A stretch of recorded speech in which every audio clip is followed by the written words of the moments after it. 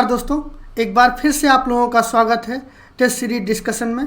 तो पहली वीडियो में हम लोगों ने क्वेश्चन नंबर 1 से क्वेश्चन नंबर 25 तक हम लोगों ने उसका डिस्कशन कर लिया था।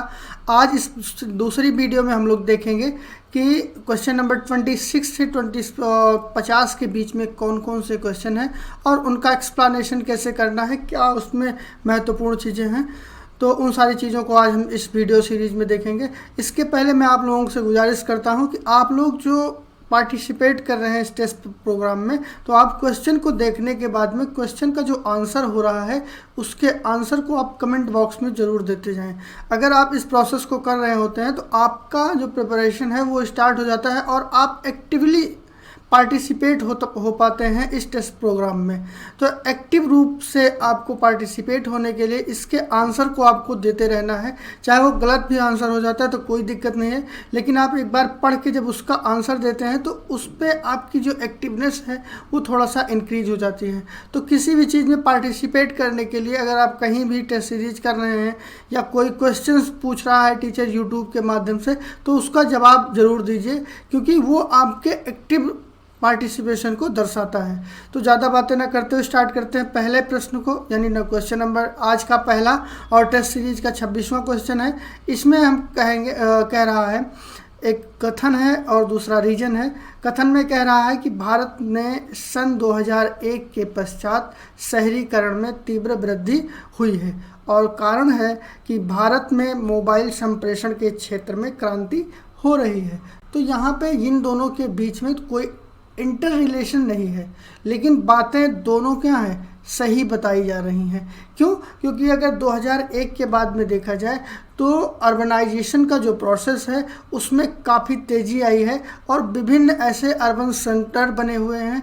अर्बन सेंटर के अलावा अर्बन और रूरबन दो चीज़ें होती हैं। एक होता है अर्बन, अर्बन के बाद में एक होता है रूरल, और रूरल के बीच, अर्बन और रूरल के बीच एक होता है रूरबन क्षेत्र, जिसमें आप देखेंगे कि कुछ फीचर्स जो होते हैं रूरल एरिया के होते हैं और कुछ अर्बन एरिया के होते हैं। तो नंबर ऑफ़ रूरबन एरियाज इसमें क्या होता है, काफ़ी इंक्रीजमेंट होता है। गुजरात जैसे राज्य हो गए, आपके दिल्ली के आसपास का शहर हो गया, हरियाणा वाला पार्ट हो गया यहाँ पे, और कुछ ऐसे शहर हैं चंडीगढ़ के पास में जो ग्रामीण क्षेत्र के परिवेश में आते हैं और उनका ये रूरबन एरिया काफ़ी ज़्यादा डेवलप हुआ और धीरे धीरे यही क्या होगा, अर्बन एरिया में कन्वर्ट हो गया और शहरीकरण का रूप धारण कर लिया। जिसका जो प्रोसेस रहा है वो 2001 से के पहले से स्टार्ट हुआ था, लेकिन प्रॉपर फंक्शनिंग 2001 से ही स्टार्ट हुई है।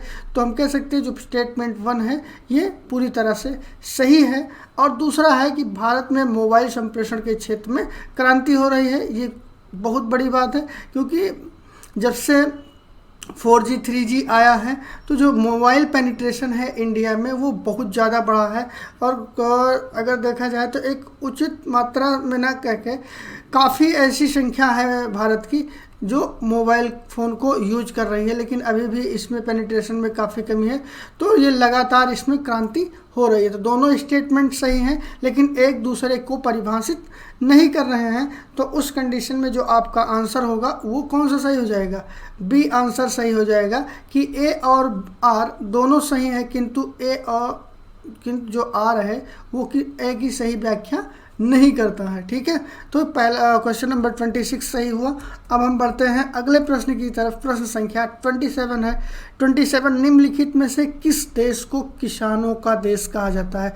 इसका तो आंसर आपको जरूर देना चाहिए। अगर आप इसका आंसर नहीं दे पा रहे तो समझ लीजिए कि आप ढंग से तैयारी नहीं कर रहे हैं। तो कमेंट बॉक्स में हमें दिखना चाहिए कि कितने लोगों ने इसका सही आंसर किया है। एकदम आसान सा क्वेश्चन है। किसानों का देश किसे कहा जाता है? जो देश पूरी तरह से अपने खाद्यान्न उत्पादन के लिए अब आत्मनिर्भर होगा। और आत्मनिर्भर के रूप में अगर देखा जाए तो इटली, स्विट्जरलैंड और स्पेन ये खाद्य पदार्थों के लिए आत्मनिर्भर रही है। ये कहीं ना कहीं से फूड ग्रेन्स का क्या इंपोर्ट करते हैं, लेकिन इन सब में फ्रांस एक ऐसा देश है जो खाद्य उत्पादन में आत्मनिर्भर है और इसकी जो अधिकांश जनसंख्या है वो नगरों में निवास करने के बावजूद, यानी कि अर्बनाइजेशन यहाँ पे काफ़ी सॉलिड है, उसके बाद भी इस देश को क्या है कृषि प्रधान देश के रूप में कन्वर्ट करता है। यानी कि ये एक बहुत बड़ी बात है कि आप देखते होंगे कि लोग शहर में आ जाते हैं, शहर में से जाने के बाद में गांव में एक मिनट भी कोई काम करने के लिए तैयार नहीं होते, लेकिन फ्रांस जैसा शहर जिसकी अधिकांश जनसंख्या शहरों में निवास करती है, तब भी उस देश को एक कृषि प्रधान देश होने का सौभाग्य दिलाती है। तो जो कृषि है, कृषि को लोग एक टैबू के रूप में देखने लगे हैं आज के ज़माने में, लेकिन कृषि एक ऐसा व्यवसाय है जिसके माध्यम से आप लोगों को भोजन दे पाते हैं। तो इसको आप करने से कभी भी मत चूकें और इससे नई नई चीज़ें आप सीखते रहिए, क्योंकि कृषि में ही जीवन बसता है। बढ़ते हैं अगले प्रश्न की तरफ। प्रश्न संख्या 28 है। प्रश्न संख्या 28 काफ़ी इम्पॉर्टेंट क्वेश्चन है और ये मिलान के रूप में है। यहाँ पे कुछ दर्रों का नाम दिया गया है और उन दर्रों के साथ में उनको मिलाना है। तो मैं 1 मिनट का समय आपको देता हूँ कि सबसे पहले आप एक बार देख लीजिए कि कौन से टर्म को कहाँ से मिलाया जाए, क्या एग्जैक्ट आंसर हो सकता है। तो आप वीडियो पॉज करके इसका आंसर बना के आप कमेंट बॉक्स में दे सकते हैं। मैं इसके आंसर को डिस्क्राइब करता हूँ। ये बुरहानपुर दर्रा है। ये कहाँ पे पाया जाता है? ये मध्य प्रदेश के अंतर्गत पाया जाता है। तुजू जो है वो मणिपुर का पार्ट है, ठीक है। केरल जो पाल घाट है ये आपका केरल के अंतर्गत आता है और सेला जो है वो अरुणाचल प्रदेश के अंतर्गत आता है। तो आपको एक और होमवर्क कर लेना है, जितने भी दर्रे हैं उन सारे दर्रों की एक लिस्ट बना लेनी है। लिस्ट बनाने के बाद में वो किस राज्य में पाया जाता है उसको आपको बना लेना है और साथ ही साथ उनका एक टेबल बना लेना है और उस टेबल को रटते रहना है। रटते रहने का मतलब कि आप उनको बीच बीच में देखते रहिए, जिससे चीज़ें आसान हो जाएं। आपको यहाँ पे आप देखेंगे कि यूपी पीसीएस में अप्रॉक्सीमेट 15 से 20 क्वेश्चन जो हैं वो टेबल फॉर्मेट में आते हैं। सॉरी, टेबल कह रहा हूँ, ये मिलान के फॉर्मेट में आते हैं। तो उस चीज़ को तैयार करने के लिए आपको क्या करना है कि जितने भी फैक्चुअल नॉलेज वाली चीज़ें होती हैं उन्हीं के आधार पर इन सारे मिलान वाले प्रश्नों को बनाया जाता है। तो जैसे दर्रे हो गए,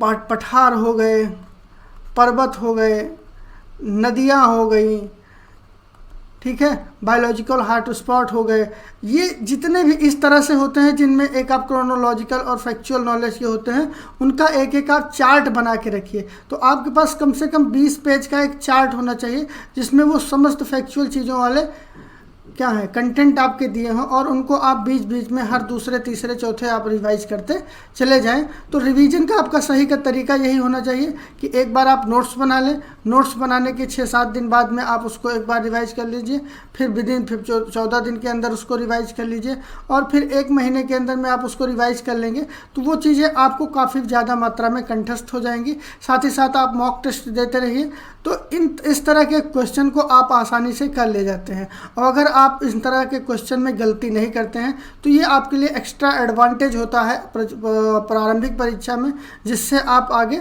बढ़ सकते हैं। तो इसका जो आंसर सही हो जाएगा, आंसर क्या होगा? आंसर बी सही हो जाएगा। यहाँ पे ए का 4, बी का 3, सी का 1 और डी का 2। बढ़ते हैं अगले प्रश्न की तरफ। प्रश्न संख्या 29 है। प्रश्न संख्या 29 कह रहा है कि निम्नलिखित में कौन सा वायु प्रदूषक ऑक्सीजन की अपेक्षा अधिक शीघ्रता से रक्त के हेमोग्लोबिन में घुल जाता है? तो इसका जो आंसर होगा, आंसर आपको बताना है। जो कार्बन मोनोऑक्साइड होती है वो एक हानिकारक गैस के रूप में होती है और जब हम इसको हमारे फेफड़ों में प्रवेश करवाते हैं तो यह रक्त की जो हेमोग्लोबिन की कमी होती है उसकी पूर्ति करने के लिए अपने आप को आगे कर लेती है। समझ रहे हैं बात को कि यह अपने आप को कार्बन मोनोऑक्साइड हेमोग्लोबिन की जो कमी है उसको पूरा करने के लिए ये आगे बढ़ जाती है और यह गैस जो हेमोग्लोबिन है उसके अणुओं के साथ में मिल जाती है और ऑक्सीजन की तुलना में ये अधिक तेज़ी से उसके साथ में कोरिलेशन बना के उस रक्त के अंदर क्या करती है, पहुंच जाती है और घुल जाती है। तो इसलिए कार्बन मोनोऑक्साइड जो है जो हीमोग्लोबिन है उसमें सबसे ज़्यादा तीव्र घुलने की क्षमता किसमें होती है? कार्बन मोनोऑक्साइड में होती है। बढ़ते हैं अगले प्रश्न की तरफ। प्रश्न संख्या 30 है। प्रश्न संख्या 30 कह रहा है कि निम्नलिखित में से कौन सा एक ग्लोब पर बृहत वृत्त नहीं है? बृहत वृत्त आपको पहले तो वृत्त आपको समझना पड़ेगा, फिर बृहत वृत्त समझना पड़ेगा। बृहत वृत्त या ग्रेट सर्किल जिसे कहा जाता है, तो इसमें कौन कौन सी चीज़ें होती हैं कि बृहत वृत्त नहीं है। तो वृत्त जो होते हैं उनको आप एक बार देख लीजिए। ये आपका होता है पृथ्वी। पृथ्वी को दो भागों में एक काल्पनिक रेखा काटती है जो 0 डिग्री पे, उसे हम इक्वेटर कहते हैं या विषुववृत्त कहते हैं या भूमध्य रेखा कहते हैं। फिर एक आपकी यहाँ पे आ जाती है ट्रॉपिक ऑफ कैंसर जिसे कर्क रेखा कहा जाता है, और एक ये आपकी आ जाती है मकर रेखा जिसे हम कहते हैं tropic of Capricorn. Tropic of Capricorn. उसके बाद आर्कटिक सर्किल होता है और अंटार्कटिक सर्किल होता है। अब इन दोनों के बीच में आपको ये बताना है कि जो बृहत वृत्त होता है वो कौन सा होता है। तो बृहत वृत्त या ग्रेट सर्किल उस गोले के सतह पर स्थित उस वृत्त को कहा जाता है जिसका केंद्र उस गोले के केंद्र पर हो। अब इनका केंद्र आप देखेंगे, क्या इसका केंद्र इस गोले के केंद्र पे बन पा रहा है? इस गोले का जो केंद्र है क्या इस बन पा रहा है? अगर आप इस चीज़ को देखें, ये इक्वेटर है। अगर समझ लीजिए पृथ्वी को दो भागों में काट दिया गया, एक ऐसा ही भाग बन गया। आप डायग्राम सही बन नहीं रहा है तो आप इसको थोड़ा सा लाइट लीजिएगा, बहुत ज़्यादा सीरियस होने की ज़रूरत नहीं है। ये आपका हो गया और ये हो गया। अगर इन दोनों को मिला दिया जाए तो इस फॉर्मेट में आ जाएंगे। तो क्या इस चीज़ का जो सेंटर है वो सेंटर पॉइंट यहाँ पे बन पा रहा है? क्या इस सर्किल का सेंटर पॉइंट यहाँ पे बन पा रहा है? उसका सेंटर पॉइंट नहीं बन पा रहा है। तो दूसरे शब्दों में कहें कि किसी गोले के केंद्र से गुजरने वाली किसी समतल यानी जो मतलब कि स्ट्रेट होता है तथा गोले के प्रतिच्छेदन यानी इंटरसेक्शन और उसके प्लेन से बनने वाले वृत्त को उस गोले का बृहत वृत्त कहते हैं। समझ रहे हैं बात को कि किसी भी गोले के यानी आपका ये गोला है और इससे गुजरने वाले किसी समतल प्लेन, कोई समतल प्लेन गुजर जाए या इस गोले का इंटरसेक्शन कर दिया जाए, इंटरसेक्शन बना दिया जाए, तो उस कंडीशन में जो बृहत बनता है बृहत गोला, उसी को बृहत वृत्त कहा जाता है। तो सबसे बृहत बनने की कंडीशन कहाँ पे बनती है? सबसे बृहत बनने की जो कंडीशन होती है वो आप देखेंगे कि वो 60 डिग्री सेल्सियस यानी 60 डिग्री अक्षांश जो है नॉर्दर्न पार्ट में, वहाँ पे परफेक्ट बृहत वृत्त बन सकता है। तो इस कंडीशन में जो आपका आंसर हो जाएगा वो डी 60 डिग्री उत्तर अक्षांशीय जो रेखा है उसी को हम क्या कहते हैं? बृहत वृत्त के रूप में जानते हैं। बढ़ते हैं अगले प्रश्न की तरफ। प्रश्न संख्या 31 है। 31 में कह रहा है कि निम्नलिखित में से कौन सा दर्रा भारत और नेपाल को जोड़ता है? ये भी बहुत आसान क्वेश्चन है और आपको बताया गया है कि आपको दर्रों पे बहुत विशेष बना के रखना है। दर्रे हो गए, कुछ ऐसे प्रश्न हैं जिन पे अक्सर क्वेश्चन पूछे जाते हैं। नदी घाटी परियोजना हो गई, जैसे पिछली वीडियो में हम लोगों ने डिस्कस किया था। तो इन सब का एक नोट्स आपके पास में होना चाहिए। तो हम सबसे पहले देख लेते हैं कि निम्नलिखित में से कौन दर्रा है जो नेपाल और भारत को जोड़ता है। तो नाथुला पास है। अभी पास पे हम एक सेपरेट वीडियो पढ़ाएंगे, लेकिन नाथुला पास जो है ये आपका जम्मू एंड कश्मीर के पार्ट में होता है जो कि नेपाल के नज़दीक नहीं है, तो इसलिए नाथुला तो इसका पार्ट होगा नहीं। जलेपा हो गया और जोजिला पास हो गया, ये दोनों पास भी क्या है?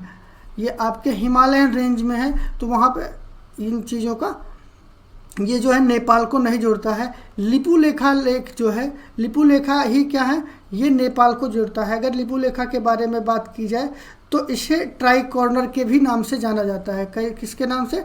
Try corner, CORNO, try corner के नाम से भी जाना जाता है। यह पश्चिम जो हिमालय है उसके उच्च तुंगता पर स्थित है। और अगर इसकी बात की जाए तो यह एक पर्वतीय दर्रा है और इसकी ऊंचाई जो हाइट है वो 5334 मीटर। अगर इसको फिट में हम कन्वर्ट करें तो ये बहुत इफेक्चुअल हो जा रहा है। तो 1750 फीट ऊंचाई का ये लिपुलेखा पास, जिसे हम ट्राई कॉर्नर के नाम से भी जानते हैं, ये भारत को नेपाल से अलग करता है। यह भारत, चीन तथा नेपाल के मध्य में एक अंतर्राष्ट्रीय पर्वतीय दर्रे का भी दर्जा प्राप्त किया हुआ है। लिपुलेखा लेक वो दर्रा जो है भारत, चीन और नेपाल के मध्य में एक अंतर्राष्ट्रीय पर्वतीय दर्रा के रूप में भी परिभाषित किया जाता है या उसको जाना जाता है। और अभी हाल ही में उत्तराखंड से 80 किलोमीटर की दूरी पर एक सड़क का निर्माण किया गया था जो कि वास्तविक नियंत्रण रेखा यानी जो LAC है उसको जोड़ती है, तथा लिपुलेखा दर्रे के रास्ते में कैलाश से मानसरोवर जो रास्ता जाता है उसमें भी ये काफ़ी महत्वपूर्ण योगदान करती है। तो इसलिए आपका जो आंसर हो जाएगा वो A सही हो जाएगा। बढ़ते हैं अगले प्रश्न की तरफ। प्रश्न संख्या 32 है। प्रश्न संख्या 32 कह रहा है कि मकर संक्रांति के समय कर्क रेखा पर दोपहर के समय सूर्य का उन्नयन या 29 क्या होता है। तो सबसे पहले मकर संक्रांति कब होती है? मकर संक्रांति को आप 22 सितंबर का जो दिन होता है दिसंबर का, आप उसको कह सकते हैं। उस समय ऐसी स्थिति होती है कि जो सूर्य की स्थिति होती है, आप यहाँ पे देखेंगे कि यह आपकी पृथ्वी है जो 23.5 डिग्री अपने अक्ष पे टिल्टेड है। यानी कि अगर इसको हम ऐसे दिखाएं तो ये इस तरह से एंगल बनाती है 23 इंटू हाफ। उसके बाद में ये अपने यहाँ पे रोटेट भी करती रहती है और रोटेट करने के साथ साथ ये सूर्य का चक्कर भी लगाती रहती है, ठीक है। और सूर्य कहाँ पे स्थित है? यहाँ पे। तो जब आप दिसंबर में आते हैं तो दिसंबर का समय जो होता है वो ठंडी का समय होता है। दिसंबर का समय ठंडी का समय होता है और उस समय दिन क्या होता है? छोटा होता है और रातें बड़ी होती हैं। जब दिन छोटा होगा, रातें बड़ी होंगी, तो जो सूर्य का प्रकाश है, सूर्य का प्रकाश कुछ भागों पे ज़्यादा पड़ेगा और कुछ भागों पे कम पड़ेगा। यानी कि नॉर्दर्न पार्ट में देखा जाए तो दिसंबर में क्या होती है? ठंडी होती है और साउथ पार्ट में गर्मी होती है। यानी कि जो सूर्य का प्रकाश है वो नॉर्दर्न पार्ट में ठंड यानी दिसंबर के महीने में नॉर्दर्न हिस्से में यानी ग्लोब के नॉर्दर्न पार्ट पे सूर्य की किरणें कम मात्रा में पड़ती हैं, और जब कम मात्रा में पड़ती हैं तो वहाँ पे क्या होता है?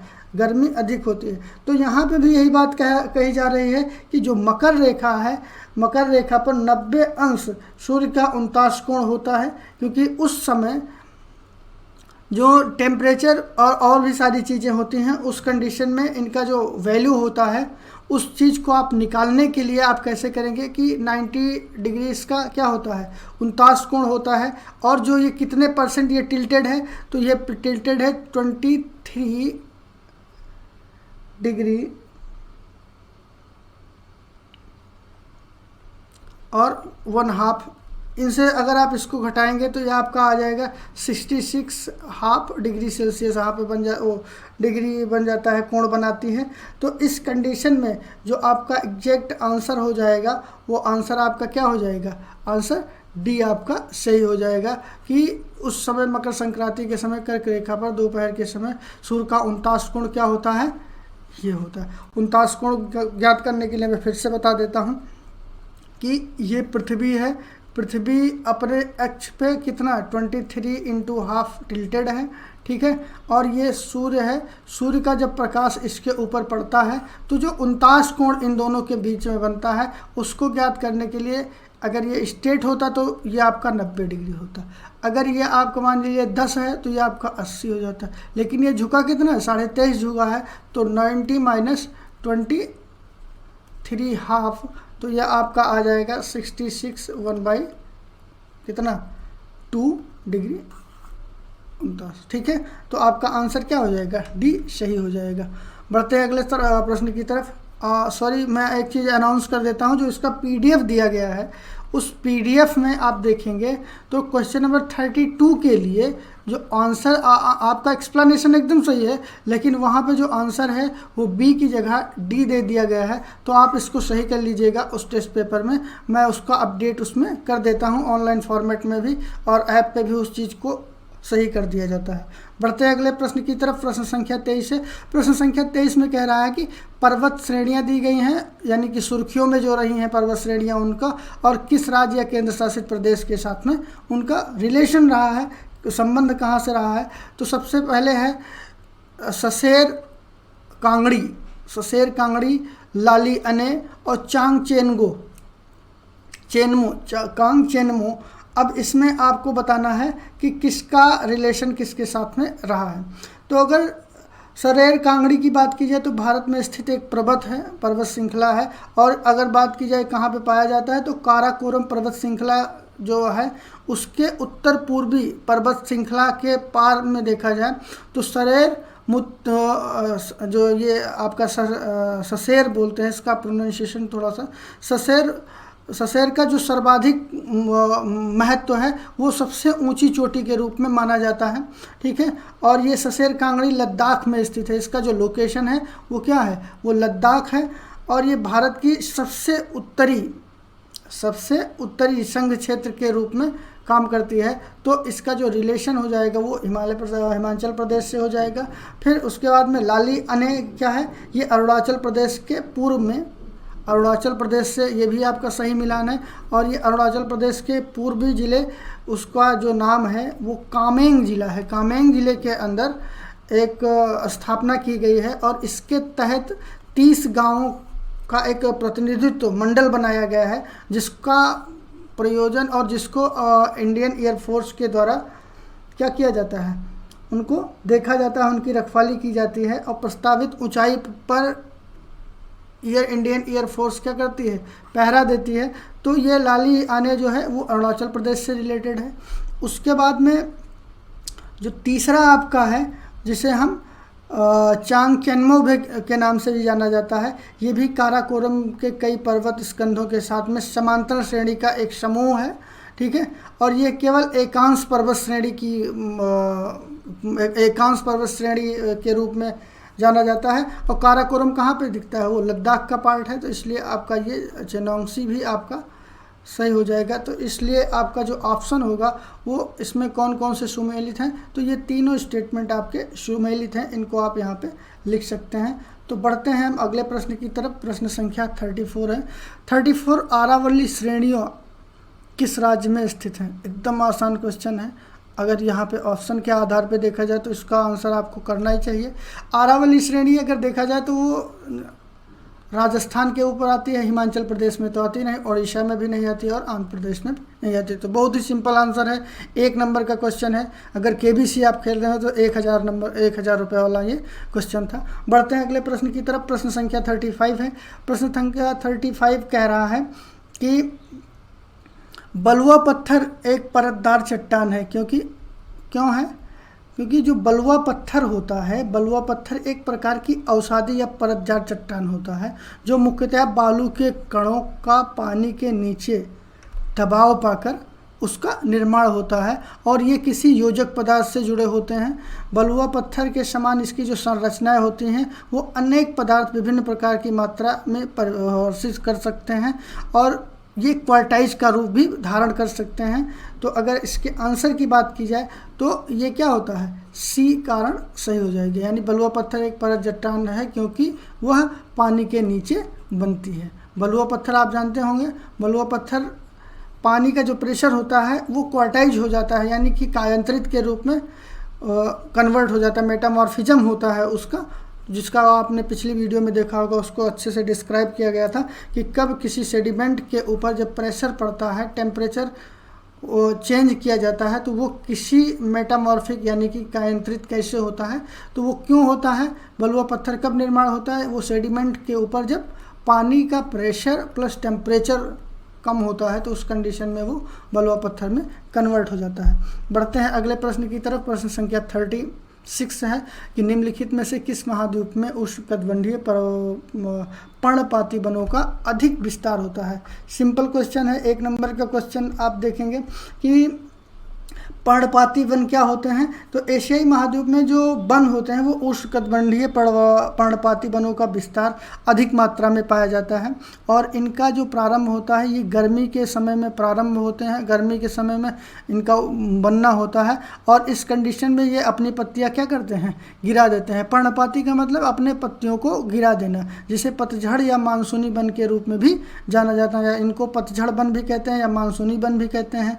इनकी जो विशेषता होती है, ये वृक्ष बहुत लंबे होते हैं, बहुत अधिक लंबे होते हैं और इनकी जो सघनता होती है वो सघन नहीं हो पाते हैं। साथ ही साथ इसके जो कुछ उदाहरण हैं उसमें देख लीजिए, जैसे सागौन देखते होंगे, शीशम देखते होंगे, चंदन देखते होंगे, आंवला का पेड़ हो गया, महुआ का पेड़ हो गया, जो कि इस समय आप देख रहे होंगे, तो वो अपने पत्ते क्या हैं, गिरा देते हैं। तो इस प्रकार के वनों को क्या कहा जाता है, पर्णपाती वन कहा जाता है। और अगर इनकी लकड़ी की बनावट या ताकत देखें तो इनकी लकड़ी जो होती है बहुत मजबूत होती है और टिकाऊ होती है। और अपने यूपी में तो ये सारी चीज़ें आपको बहुत ही आसानी से देखने को मिलेंगी। तो पर्णपाती वन कहाँ पे पाए जाते हैं? पर्णपाती वन एशिया में सबसे अधिक पाए जाते हैं। क्यों सबसे अधिक पाए जाते हैं? क्योंकि उष्णकटिबंधीय जलवायु को प्राप्त करना हमारा उद्देश्य। इनके लिए जो फेवरेबल कंडीशन होती है वो उष्णकटिबंधीय जलवायु की ज़रूरत होती है। उष्णकटिबंधीय जलवायु के लिए एक डायग्राम के माध्यम से किसी क्वेश्चन में उसके पूरे कॉन्सेप्ट को हम लोग एक्सप्लेन करेंगे, जिससे कि समझ में आ जाए कि कहाँ पे विश्व के किस भाग में, किस एशिया में, अफ्रीका में कहाँ पे किस प्रकार की जलवायु पाई जाती है। तो इस तरह के क्वेश्चन आसानी से आप कर सकते हैं। क्वेश्चन नंबर 37 है। क्वेश्चन नंबर 37 कह रहा है कि उत्तरी गोलार्ध में वर्ष का सबसे छोटा दिन होता है। इसका तो आंसर पक्का आप लोग को देना है। अगर आप नहीं दे पाते हैं तो समझ लीजिए कि आपकी पढ़ाई बेकार है। सबसे छोटा दिन कहाँ होता है? उत्तरी गोलार्ध में। सबसे छोटा दिन, आंसर आप लोगों का नहीं आ रहा है। उत्तरी गोलार्ध में 21 और 22 दिसंबर को शीत अयनात कहा जाता है। शीत क्या कहा जाता है? शीत अयनात। शीत अयनात। शीत अयनात जो होता है उस दिन सबसे छोटा दिन होता है। और इसके विपरीत, इसी के विपरीत 20 और 21 जून को जो कि गर्मी का दिन होता है उसमें ग्रीष्म अयनात होता है। और ग्रीष्म अयनात के दिन उत्तरी गोलार्ध में सबसे बड़ा दिन हो जाता है। ठीक है, तो इस तरह से आप देखेंगे कि जो 21 दिसंबर है उस दिन क्या होगा, 21 और 22 दिसंबर को, तो यहाँ पे आप 22 दिसंबर को क्या होगा, सबसे छोटा दिन। और 21 जून को सबसे बड़ा दिन। ये किसकी वजह से होता है? ये शीत अयनात की वजह से। ठीक है, बढ़ते हैं अगले प्रश्न की तरफ। प्रश्न संख्या 38 है। प्रश्न संख्या 38 कह रहा है कि भारत के पश्चिमी घाट की नदियाँ डेल्टा का निर्माण नहीं करती हैं। और दूसरा कारण है कि ये छोटे प्रवाह क्षेत्र की अपेक्षाकृत कठोर चट्टानों पर प्रवाहित होती हैं। अब आपको यहाँ पे बताना है कि कौन सा स्टेटमेंट आपका सही है, क्या किसके लिए कौन सा टर्म कथन क्या कारण को सही से डिस्क्राइब कर पा रहा है, या जो कारण है वो कथन की सही परिभाषा है। तो सबसे पहले आप देखेंगे कि जो प्रायद्वीपीय भारत है उसकी जो प्रमुख नदियां हैं उनका उद्गम स्थान काफ़ी पश्चिम में होता है। ठीक है, वो पश्चिमी घाट से निकलकर पूर्व की ओर प्रवाहित होने वाली नदियों के रूप में आती हैं, और जिसके कारण उनका जो रास्ता है वो काफ़ी लंबा मार्ग हो जाता है। ठीक है, और जब काफ़ी लंबा मार्ग हो जाता है तो उस कंडीशन में उनके जो डिपोजिशंस होते हैं वो रास्ते में कई स्थानों पर रुक जाते हैं, इकट्ठा हो जाते हैं। और इकट्ठा हो जाने के कारण जब वो किसी समुद्र में जब मिलती हैं तो उस कंडीशन पे उनके जो डिपोजिशन कंटेंट होते हैं, डिपोजिशन का शब्द मैं कई बार प्रयोग करता हूँ तो मैं उसको थोड़ा सा एक्सप्लेन कर देता हूँ। डिपोजिशन क्या होता है? जब नदी बहती है तो उसके साथ में कंकड़, धूल और जो भी चीज़ें बहती हुई चली जाती हैं तो वो कहाँ, वही जो पार्टिकल्स होते हैं, जो तत्व होते हैं, जो चीज़ें होती हैं, उन्हीं को क्या कहा जाता है? डिपोजिशनल कंटेंट कहते हैं। तो वो जब जहाँ पे इकट्ठा हो जाते हैं तो उस प्रोसेस को डिपोजिशन कहा जाता है। ठीक है, तो पश्चिम की और जब वो बढ़ती हैं तो वो सारा डिपोजिशन क्या करती हैं? धीरे धीरे कहीं ना कहीं छोड़ देती हैं, और पश्चिम की ओर प्रवाहित होने वाली नदियाँ भ्रंश घाटी की कठोर चट्टानों से होकर प्रभावित होती हैं तथा छोटे मार्ग का अनुसरण करती हैं, जिसके कारण इनका डेल्टा का निर्माण नहीं हो पाता। जबकि बंगाल की खाड़ी में गिरने वाली नदियाँ क्या होती हैं? वो क्या करती हैं? डेल्टा का निर्माण कर लेती हैं। ठीक है, तो आपका जो स्टेटमेंट 1 है वो क्या है? सही है। और दूसरा, छोटे प्रवाह क्षेत्र की अपेक्षाकृत कठोर चट्टानों से प्रभावित होती हैं, तो ये भी आपका क्या है? सही है। तो जो आपका पहला है कि भारत में पश्चिमी घाट की नदियाँ डेल्टा का निर्माण नहीं करती हैं और ये छोटे प्रवाह की अपेक्षा कठोर चट्टानों से होकर निपटती हैं, तो ये आपका स्टेटमेंट सही हो जाता है। ए और आर और भारत ये भी आपका सही हो जाता है। तो ए और आर दोनों सही हो जाते हैं और आर जो है ए को सही से एक्सप्लेन करता है। क्यों? क्योंकि जो डेल्टा का निर्माण करते हैं, क्यों नहीं करती हैं? क्योंकि अपेक्षाकृत कठोर चट्टानों पर प्रभावित होती हैं, इसलिए आपका आंसर क्या हो जाएगा? ए सही हो जाएगा। बढ़ते हैं अगले प्रश्न की तरफ। प्रश्न संख्या 29 है। प्रश्न संख्या 29 लक्षद्वीप समूह के संबंध में है कि निम्नलिखित कथनों पर आपको विचार करना है कौन सा कथन सही है। तो संपूर्ण द्वीप समूह प्रवाल निक्षेपों से निर्मित है, पहला है। दूसरा, लक्षद्वीप समूह की सर्वाधिक ऊंची चोटी सैंडल पीक के नाम से जानी जाती है। आंसर आपका क्या होगा? पहला सही होगा, केवल एक। क्यों? क्योंकि अरब सागर के द्वीपों में लक्षद्वीप और मिनिकॉय ये दोनों सम्मिलित हैं। संपूर्ण द्वीप छोटे छोटे तौर पर 11 डिग्री चैनल यानी कि 11 डिग्री जो अक्षांश है उसके द्वारा विभाजित किया जाता है, जिसके मध्य में अमीनी द्वीप है। क्या है? अमीनी द्वीप है तथा दक्षिण में कानकोर द्वीप स्थित है। ठीक है। और ये द्वीप 8 डिग्री नॉर्थ से 12 डिग्री नॉर्थ और 71 डिग्री ईस्ट से 74 डिग्री ईस्ट एक देशांतर के मध्य में फैले हुए हैं। आप इसको कैसे डिवाइड करेंगे? तो ये आपका हो गया 8 डिग्री नॉर्थ से ये 12 डिग्री हो गया और 71 डिग्री से लेके 77 डिग्री। तो ये जो आपका रेंज होता है, इस रेंज के अंतर्गत ये आपका क्या है? लक्षद्वीप समूह इसी के अंतर्गत काम करता है। तो संपूर्ण द्वीप प्रवाल निक्षेपों से निर्मित है, ये आपका स्टेटमेंट सही है। और दूसरा जो है, इस द्वीप पर तूफान से निर्मित पुलिन होते हैं। तूफान जो आते हैं उनके द्वारा पुलिन का निर्माण हो जाता है। ठीक है। और इन अवरुद्ध गुफाओं यानी गुफा के रूप में पाई जाती हैं। तो उसके बाद में जो मालदीव है और भारत, ये लक्षद्वीप के मध्य में एक समुद्री सीमा का निर्धारण 8 डिग्री चैनल के माध्यम से किया जाता है, यानी कि लक्षद्वीप और मालदीव के बीच में, जो स्थानीय रूप से आदिगिरी कांडू के नाम से भी जाना जाता है। उनका जो नाम है, जो 8 डिग्री चैनल है, उसका क्या नाम है? आदिगिरी कांडू। ठीक है। इस पे भी क्वेश्चन कई बार पूछा गया है कि 8 डिग्री चैनल का नाम क्या है, तो उस कंडीशन में आप इसका नाम दे सकते हैं। तो इस तरह से जो आपका स्टेटमेंट 1 है वो सही हो गया है। फिर अगर बात की जाए सैंडल पीक की, तो सैंडल पीक जो है वो एक पहाड़ी है भारत के अंडमान और निकोबार द्वीप समूह के उत्तर में जो कि स्थित है। तो ये आपका जो स्टेटमेंट है लक्षद्वीप के लिए गलत हो जाता है। ठीक है। अब बढ़ते हैं अगले प्रश्न की तरफ। प्रश्न संख्या 40 है। प्रश्न संख्या 40 कह रहा है कि यदि दो स्थानों की स्थिति में 90 डिग्री देशांतर का अंतर है, तब दोनों के बीच में समयांतर क्या होगा? अब ये काफ़ी रोचक प्रश्न है, क्योंकि अगर देखा जाए कि जब देशांतर, अक्षांश और देशांतर के बीच में अंतर समझते होंगे, अक्षांश क्या होता है और देशांतर क्या होता है ना समझते हो तो एक बार मैं आपको रफ दिखा देता हूँ।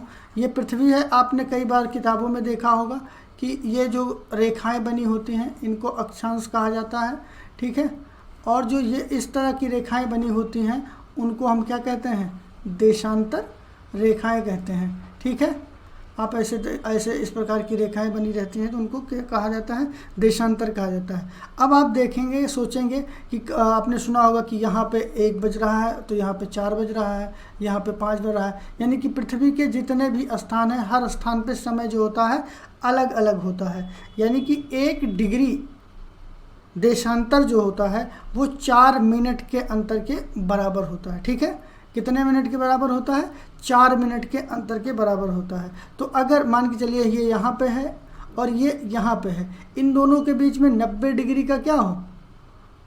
अंतर हो, तो कुल समय का अंतर कितना हो गया? तो 4 गुणे आप 90 कर दीजिए, तो 9 चौक 36, 360, यानी कि आप इसको 60 से डिवाइड जब करेंगे तो 6 घंटे का अंतर आ जाएगा। यानी कि अगर यहाँ पे 9 बज रहा है तो यहाँ पे क्या बज जाएगा? 3 बज जाएगा। ठीक है। तो अगर देशांतर के बीच में अंतर कितना है? 90 डिग्री का, तो आप उसको 4 से मल्टीप्लाई करके मिनट में कन्वर्ट कर सकते हैं। बढ़ते हैं अगले प्रश्न की तरफ। प्रश्न संख्या 41 है। 41 कह रहा है कि अंतर्राष्ट्रीय दिनांक रेखा यानी कि इंटरनेशनल डेट लाइन खींची गई है कहाँ से? अफ्रीका से, एशिया से, प्रशांत महासागर से होकर और अटलांटिक महासागर से होकर। तो अंतर्राष्ट्रीय दिनांक रेखा यानी कि दिन रेखा जो है वो कहाँ से खींची गई है? ये प्रशांत महासागर के बीचों बीच, प्रशांत महासागर के बीचों बीच 180 डिग्री जो यमुनोत्तर होता है, ठीक है, से उत्तर से दक्षिण की ओर क्या की गई है?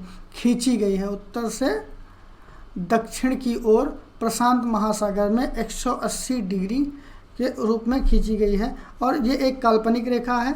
इस रेखा पर तिथि का परिवर्तन हो जाता है, ठीक है, तिथि का परिवर्तन हो जाता है, यानी कि डे गेन का कॉन्सेप्ट जो होता है, डे गेन और डे लॉस, इन दोनों का कॉन्सेप्ट आप यहाँ पे देखने को मिलेगा।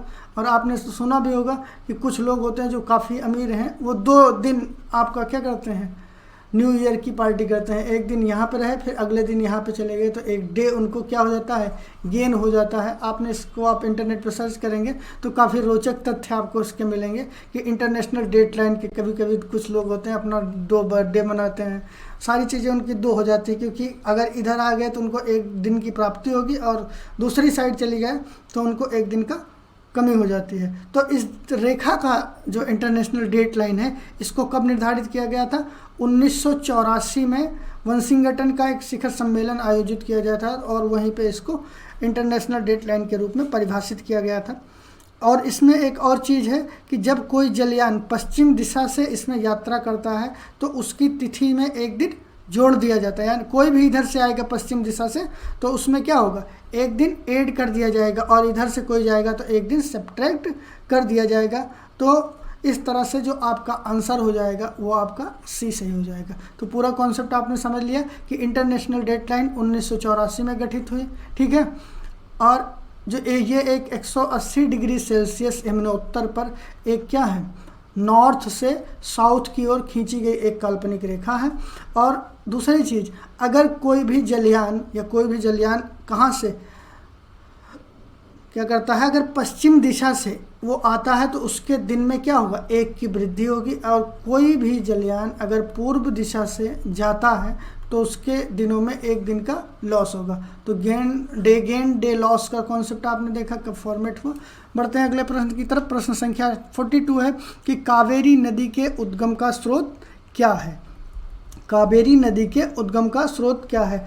तो कावेरी नदी दुर्ग जिले की ब्रह्मगिरी से निकलती है। दुर्ग जिले की ब्रह्मगिरी पहाड़ियों से निकलती है। तो ये आपका आंसर क्या हो जाएगा? 1 सही हो जाएगा। और यहाँ से निकलकर कावेरी नदी 805 किलोमीटर की लंबाई तय करती है, ठीक है। तथा अगर बात की जाए कि कितने बड़े कैनवास पे ये स्प्रेड होती है, तो अगर उसको भी देखें तो 87,900 वर्ग किलोमीटर की एरिया ये कवर करती हुई अपवाह तंत्र में प्रभावित होती है। तथा इसका जो ये बंगाल की खाड़ी में तिरुचिरापल्ली के निकट में ये जाके क्या हो जाती है? बंगाल की खाड़ी में समाहित हो जाती है और जो भी आपके डेल्टा वगैरह होते हैं उनका निर्माण करती है। बढ़ते हैं अगले प्रश्न की तरफ। प्रश्न संख्या 43 है। प्रश्न संख्या 43 कह रहा है कि निम्नलिखित में से किस नदी के तट पर गोरखपुर स्थित है? ये तो भैया गोरखपुर अगर आप नहीं बता पा रहे हैं तो समझ लीजिए योगी जी के क्या हैं? घोर विरोधी हैं। आपको बताना पड़ेगा कि गोरखपुर किस नदी के पास में। तो वो नदी गोरखपुर में जो बहती है वो क्या है? राप्ती नदी है, ठीक है। राप्ती नदी नेपाल के दक्षिण भाग से निकलती है, जिसे लघु हिमालय यानी जो धौलागिरी है उसके दक्षिण से निकलकर रुकुमकोट के समीप से ये निकलकर बाहर आती है और गोमती के साथ स्थलीय मार्ग में सम्मिलित होते हुए ये आगे बढ़ जाती है, ठीक है।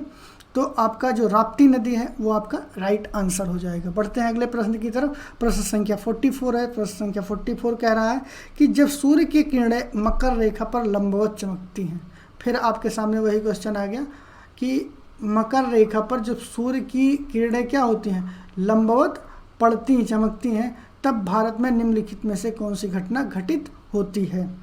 आपको बताना है। उत्तर और पश्चिम भारत में उच्च वायुदाब विकसित होता है। उत्तर पश्चिम भारत में निम्न वायुदाब विकसित होता है। उत्तर पश्चिम भारत में तापमान बढ़ जाता है और उत्तर पश्चिम भारत में वायुदाब में परिवर्तन नहीं होता है। तो अब आप क्वेश्चन देखिए, मैं इसको पूरा सा अच्छे से एक्सप्लेन करके आपको पूरे कॉन्सेप्ट को समझाता हूँ कि जब सूर्य की किरणें मकर रेखा पर लंबवत चमकती हैं तब भारत में निम्नलिखित में से कौन सी घटना होती है? अब आपको देखना है, हम चलते हैं अगले उसमें एक्सप्लेन करते हुए कि ये जो आपका थोड़ा सा पृथ्वी बन नहीं पा रही है, ठीक है, पृथ्वी है, ये आपकी मकर रेखा है, ठीक है, और मकर रेखा पे सूर्य, ये कर्क रेखा है, ये आपका सूर्य चमक रहा है, ठीक है। जब सूर्य की किरणें क्या हों, मकर रेखा पर लंबवत पड़ेंगी, जब मकर रेखा पर लंबवत पड़ेंगी तो कंडीशन क्या बनेगी, जब सूर्य की किरणें लगातार इस पे बढ़ रही हैं तो यहाँ पे उष्मा की मात्रा क्या होगी, बढ़ी होगी, और जब उष्मा की मात्रा बढ़ी होगी तो यहाँ पे ये लंबे समय तक सूर्य का प्रकाश यहाँ पे पड़ा रहेगा। जब लंबे समय तक सूर्य का प्रकाश रहेगा तो वहाँ पे दिन क्या होगा, बड़ा होगा, और मौसम क्या होगा, गर्मी का होगा, ठीक है। और दूसरे यानी कि दक्षिणी गोलार्ध में यही इसके विपरीत हो जाएगा, यहाँ पे ठंड होगी, ठंड होने के साथ में दिन छोटा होगा, और जब दिन छोटा होगा तो गर्मी की मात्रा में कमी होगी और यहाँ पे ठंडी होगी। दो चीज़ें क्लियर हो गई। अब आप देखेंगे कि मकर रेखा दक्षिणी गोलार्ध से भूमध्य रेखा से लगभग 23 इंटू हाफ पूर्व की ओर एक काल्पनिक रेखा के रूप में है, और मकर रेखा के उत्तर में तथा कर्क रेखा के दक्षिण में स्थित होने के कारण ये जो क्षेत्र बन जाता है, इस क्षेत्र को क्या कहते हैं, उष्णकटिबंधीय क्षेत्र कहते हैं। उष्णकटिबंधीय क्षेत्र वो होता है जहाँ पे moderate temperature, moderate climatic conditions की ज़रूरत होती है। तो इस कंडीशन को क्या कहा जाता है, यहाँ पे मकर संक्रांति का उद्भव होता है, ठीक है। और मकर संक्रांति क्या है, 22 दिसंबर को मकर रेखा पर सूर्य के लंबवत चमकने का एक कारण है, जहाँ पे ग्रीष्म ऋतु का आगमन हो जाता है, और उत्तरी गोलार्ध में इस समय ठीक विपरीत स्थिति देखी जाती है। और इस समय उत्तरी गोलार्ध में दिन छोटे और रातें क्या होती हैं, लंबी होती हैं, और उसके साथ में सूर्य की किरणें तिरछी पड़ने के कारण शीत ऋतु प्रारंभ हो जाता है। तो जो आपका आंसर हो जाएगा वो क्या हो जाएगा, वो आंसर आपका ए सही होगा, उच्च वायुदाब विकसित हो जाएगा। उच्च वायुदाब विकसित होने का कारण क्या होता है, जो वायु होती है, वायु जो गर्म वायु होती है वो ऊपर उठती है, और जो ठंडी वायु होती है वो नीचे बैठती है, ठीक है। ये छोटा सा कॉन्सेप्ट समझते चलिए कि जब गर्म वायु हो जाएगी तो वो ऊपर जाएगी, और ठंडी वायु हो जाएगी तो क्या होगी, नीचे आएगी। और जब वायु ऊपर जा रही है तो उस कंडीशन में यहाँ पे जो प्रेशर है वो क्या हो रहा है, कम हो रहा है। और जब नीचे आ रही है ठंडी वायु, तो जब यहाँ पे नीचे बैठेगी तो यहाँ पे क्या हो जाएगा, प्रेशर बढ़ जाएगा, तो ये उच्च दाब होगा और ये निम्न दाब होगा। बात समझ रहे हैं ना। अब जो गर्म हवा होती है, गर्म हवा क्या करती है, निम्न वायुदाब का निर्माण करती है। किस चीज़ का, निम्न वायुदाब का निर्माण करती है, जबकि ठंडी हवा उच्च वायुदाब का निर्माण करती है। अब यहाँ पे आप देखेंगे कि सूर्य का जो प्रकाश है मकर रेखा पे पड़ रहा है, तो ये सीधा पड़ रहा है, सीधा पड़ रहा है तो क्या है, टेम्परेचर बढ़ा रहा है, और जब टेम्परेचर बढ़ रहा है तो यहाँ पे क्या होगा, निम्न वायुदाब का निर्माण होगा, ठीक है। लेकिन इसी के विपरीत यहाँ पे जो कंडीशन बन रही है कि जब सूर्य की किरणें मकर रेखा पर लंबवत चमकती हैं, लंबवत का मतलब इस तरह से चमकती हैं, समांतर नहीं, लंबवत चमकती हैं, तो उस कंडीशन पे यहाँ पे क्या होगा, यहाँ पे आपका निम्न वायुदाब उच्च वायुदाब विकसित हो जाएगा, ठीक है। तो आंसर आपका क्या होगा, ए सही होगा। बढ़ते हैं अगले प्रश्न की तरफ। प्रश्न संख्या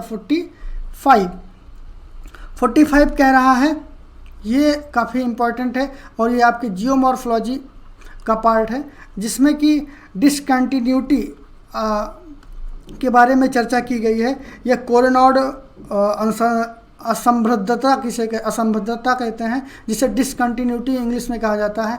मोहे डिसकंटिन्यूटी और गुटेनबर्ग डिसकंटिन्यूटी के बारे में चर्चा की गई है। तो यहाँ पे ये डिसकंटिन्यूटी हैं, ये कहाँ पे पाई जाती हैं, क्रस्ट मेटल के बीच में पाई जाती हैं, सियाल और सीमा के बीच में पाई जाती है, मेंटल और कोर के बीच में जाई जाती हैं। तो आपको यहाँ पे हम तीनों कॉन्सेप्ट समझा देते हैं कि सियाल सीमा क्या होता है, तब आप इसके आंसर को बेहतर कर पाएंगे, और उसके बाद में फिर आप देखेंगे।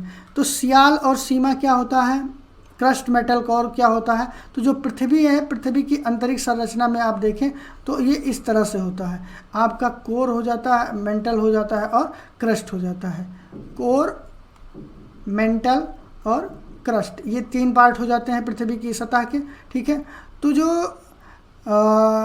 कोनोरॉड डिस्कंटिन्यूटी है, ये महाद्वीपीय परत की जो उप क्षैतिज सीमा होती है उसके साथ में मेल खाती है तथा भूकंपीय तरंगों का जो वेग होता है उसे असंतुलित तरीके से वो बढ़ जाता है, तो उस चीज़ को ये मेंटेन करने के लिए सहायक होती है। और इसकी जो सीमा होती है वो 15 से 20 किलोमीटर की गहराई तक देखी जाती है, जबकि यह समुद्री क्षेत्रों में नहीं पाई जाती क्योंकि उसकी गहराई अधिक होती है। तो जो कोनोरॉड डिस्कंटिन्यूटी है वो कहाँ पे पाई जाती है? 15 से 20 किलोमीटर की जो आपका क्रस्ट है उसके बीच में, और मेटल जो है, तो क्रस्ट और मेटल के बीच में 15 किलोमीटर की रेंज, 15 से 20 किलोमीटर की रेंज में ये कोनोरॉड डिस्कंटिन्यूटी पाई जाती है। इसका जो मुख्य उद्देश्य होता है कि जो भूकंपीय तरंगें आती हैं उनके वेग को असंतुलित होने की दशा में उसको संतुलन प्रदान करने के लिए ये आपका होता है। फिर आपकी मोहे डिस्कंटिन्यूटी आती है, ये सियाल और सीमा के बीच, यानी कि भूपर्पटी और बीच की सीमा है। मोहे डिस्कंटिन्यूटी जो है वो आपकी इसी के अंतर्गत आती है, ठीक है। मेहरोबिक विघटन जिसे कहा जाता है, मेहरोबिक विघटन जो होता है ये पूर्वपटी और मेटल के बीच में आता है, तो इसलिए आपका जो ऑप्शन है ये सियाल और सीमा के बीच में नहीं आता है, क्योंकि कार्नाट जो है ये सियाल और सीमा के बीच की एक परत है, ठीक है। तो गुटेनबर्ग जो है, गुटेनबर्ग को हम इसे डी यानी डबल प्राइम के नाम से भी जानते हैं। यह पृथ्वी की अंतरिक्ष सीमा से 1800 किलोमीटर की गहराई में पाया जाता है और ये मेटल तथा कोर के बीच का पार्ट है। मेटल और कोर के बीच में गुटेनबर्ग होता है, तो यह आपका सही हो जाएगा, ठीक है। मोहे वाली आपकी गलत हो जाएगी और ये आपकी गलत हो जाएगी। तो कौन सा जो फॉर्मेट है वो कौन सा किस में सही होगा, तो आप देखेंगे इसका अगर मिलान किया जाए तो मिलान करने की दशा में आप देखेंगे कि जो कैरेनॉड है वो सियाल सीमा के साथ में हो जाएगी, ये आपकी इसके साथ में हो जाती है और ये इसके साथ में हो जाएगी। तो आपका पहले का तीसरा, दूसरे का पहला और तीसरे का तीसरा, ये आपका फॉर्मेट बनेगा 3, 1 और 3 का, सॉरी 1, 2, 1 और 3 का फॉर्मेट बनेगा और आपका आंसर क्या हो जाएगा? बी सही हो जाएगा। तो कोनोरॉड असंतृप्तता क्या है? ये इससे सियाल और सीमा के लिए है। मोहे है आपकी क्रस्ट और मेटल के बीच में, और गुटेनबर्ग है वो मेटल और कोर के बीच में। बढ़ते हैं अगले प्रश्न की तरफ। प्रश्न संख्या 46 है। प्रश्न संख्या 46 कह रहा है कि यह मिट्टी उच्च तापमान वाले क्षेत्र में विकसित होती है। इसमें कार्बनिक पदार्थ की मात्रा जो होती है वो कम होती है। इसका उपयोग भवन निर्माण और ईंटों को बनाने के लिए किया जाता है।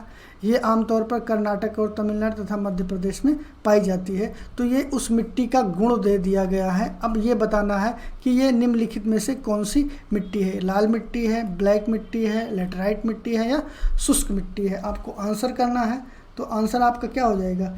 सी आंसर सही हो जाएगा, क्योंकि उच्च तापमान और उच्च वर्षा वाले क्षेत्रों में लेटराइट मृदा का निर्माण होता है, जिसमें ह्यूमस, बैक्टीरिया और कुछ और भी पदार्थ होते हैं जिनको तेज़ी से डिस्ट्रॉय किया जाता है, और ये उच्च तापमान में अच्छी तरह से इनका विकास भी होता है, जो इसके बैक्टीरिया हैं। अगर इसके केमिकल कंपोजिशन को देखा जाए तो इस प्रकार की मिट्टी के अंतर्गत कार्बनिक पदार्थ, और कार्बनिक पदार्थ के साथ में आप देखेंगे नाइट्रोजन हो गया, फास्फोरस हो गया, कैल्शियम हो गया, इन सारी चीज़ों की मात्रा अधिक होती है। और इसमें पोटास और क्या कहते हैं आयरन ऑक्साइड्स, इनकी भी मात्रा आपको वहाँ पे देखने को मिलेगी। तो अगर किसी भी चीज़ के अंतर्गत आयरन ऑक्साइड्स होते हैं तो वो क्या होता है, उनका निर्माण हम उनको पका सकते हैं, पका के उनको उसके अंदर मजबूती प्रदान की जा सकती है। तो लेटराइट की मृदा का प्रयोग करके ईंटों का निर्माण किया जाता है। ईंटों के निर्माण के साथ में जो प्रायद्वीपीय पठार होता है उसके उच्च क्षेत्र में इनकी महत्व ये ज़्यादा मात्रा में पाई जाती है, क्योंकि यहाँ पे आपको बताया गया कि अगर मिट्टी में लौह ऑक्साइड मिल रहा है तो वो प्रायद्वीपीय यानी पेनिसुलर इंडिया जो है, जो प्लेट्यूस बने हुए हैं, जो पठार हैं, वहाँ पे उस पठारी मिट्टी को भी उसमें क्या होता है, फेरस ऑक्साइड ज़्यादा मात्रा में मिलते हैं। तो यहाँ पे लाल मिट्टी है, ये आपका नहीं होगा। ब्लैक सॉइल मॉइस्चर कंटेंट ज़्यादा करती है। शुष्क मिट्टी में तो आपको किसी भी प्रकार के कोई भी कंटेंट नहीं मिलते। तो लेटराइट मृदा ही है कि जिसका उपयोग इन सारे कामों के लिए किया जा सकता है। बढ़ते हैं अगले प्रश्न की तरफ। प्रश्न संख्या 47 कालाहारी डेजर्ट के बारे में कह रहा है कि निम्नलिखित में से कौन सा कथन सही है। तो इसमें यह एक दक्षिण अफ्रीका का अर्धशुष्क रेतीला सावना है, यह आपका सही है। नामीब रेगिस्तान जो है इसके पश्चिम में स्थित है और यह एक स्थायी नदी है जिसको ओकावांगो दक्षिण पश्चिम डेल्टा से बहती है। तो इसके तीनों स्टेटमेंट सही हैं, ठीक है। तो आपका आंसर क्या हो जाएगा? डी आंसर सही हो जाएगा। कालाहारी डेजर्ट के बारे में आप पढ़ लीजिएगा, आपके लिए ये होमवर्क है। बढ़ते हैं अगले प्रश्न की तरफ। प्रश्न संख्या 48 है। वो कह रहा है कि महावेली गंगा एक नदी है, कहाँ की? बंगाल की, भारत की, श्रीलंका की और नेपाल की। आंसर आपको देना है, ये श्रीलंका की नदी है महावेली नदी। महावेली नदी श्रीलंका की सबसे बड़ी नदियों में से एक है। इसका प्रवाह क्षेत्र जो है 335 किलोमीटर के लगभग माना जाता है और यह जो है यहाँ के जो द्वीप है, इस द्वीप का लगभग 5वां हिस्सा कवर करती है, यानी कि 1/5 ऑफ द कंप्लीट कंट्री, ठीक है। बढ़ते हैं अगले प्रश्न की तरफ। प्रश्न संख्या 49 है, ये सूची का प्रश्न है। इसमें कहा गया है कि आपको सही मिलान करना है। तो मिलान के रूप में देखा जाए तो मानसूनी वन जो होता है, मानसूनी वन में क्या होते हैं? मानसूनी वन, विषुवत रेखीय वन, भूमध्य सागरीय वन और कोणधारी वन। अब आप यहाँ पे इसको थोड़ा सा समझ लीजिए। अगर बात मानसून की की जा रही है तो मानसूनी वन में क्या होता है कि कुछ समय वर्षा होती है और कुछ समय गर्मी रहती है, यानी सूखा रहता है। उस कंडीशन में कौन कौन सी चीज़ें निर्माण हो सकती हैं? तो उसमें आप देखेंगे कि सागौन और साखू जैसी जो लकड़ियाँ होती हैं, हमारे यूपी वाले इन सारी चीज़ों को बहुत अच्छे से जानते हैं। सागौन और साखू लकड़ियाँ जो होती हैं वो मानसूनी प्रदेशों में अधिक मात्रा में पाई जाती हैं। फिर अगर बात की जाए विषुवत रेखीय वन, तो विषुवत रेखीय वन में हमेशा क्या होता है? गर्मी अधिक होगी, ठीक। अधिक गर्मी के साथ में वर्षा डेली बेसिस पे होती है, ठीक है। तो आर्द्रता भी क्या होगी? अधिक होगी। जब आर्द्रता अधिक होगी तो ये तीनों कंडीशन क्या होती हैं? मजबूत पेड़ों का फॉर्मेशन करती हैं, ठीक है। तो यहाँ पे सबसे ज़्यादा महोगनी और रोजवुड का नाम आप लोगों ने सुना होगा। ये सब विषुवत रेखीय वन का क्या हो जाते हैं? पार्ट हो जाते हैं। फिर उसके बाद में भूमध्य सागरीय वन। भूमध्य सागरीय वन में आलू बुखारा यानी कि प्लम और जैतून जैसे खेत पौधों का निर्माण होता है। फिर उसके कोणकारी वन में चीड़ और फल। तो आपका जो राइट आंसर हो जाएगा वो क्या हो जाएगा? ए 3, 4, 1 एंड 2, ये आपका आंसर हो जाएगा। बढ़ते हैं अगले प्रश्न की तरफ। प्रश्न संख्या 50 है। प्रश्न संख्या 50 क्या रहा है? कुइपर बेल्ट यानी काइपर बेल्ट के संबंध में निम्नलिखित कथनों पे विचार कीजिए। कुइपर बेल्ट क्या है? ये सौरमंडल का कोई स्थित ग्रह नहीं है, कोई ग्रह नहीं स्थित है, ठीक है। उसके बाद में दूसरा स्टेटमेंट है कि क्षुद्र ग्रह बेल्ट की तुलना में कुइपर बेल्ट में पाए जाने वाले निकाय आमतौर पर काफ़ी बड़े होते हैं। उसके बाद में तीसरा है हुमा और मेक